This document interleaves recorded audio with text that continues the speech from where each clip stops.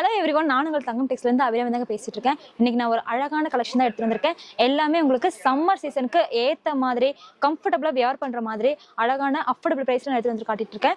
இந்த சாரியில் first sorry பார்த்தீங்கன்னா ஒரு சூப்பரான பியூர் காட்டன் சாரீஸ் தான். ஃபுல்லாகவே உங்களுக்கு ட்ரெடிஷ்னல் டைப்பில் இந்த மாதிரி வேவ் மோட்டிவ்ஸில் அழகாக கொடுத்துருக்காங்க.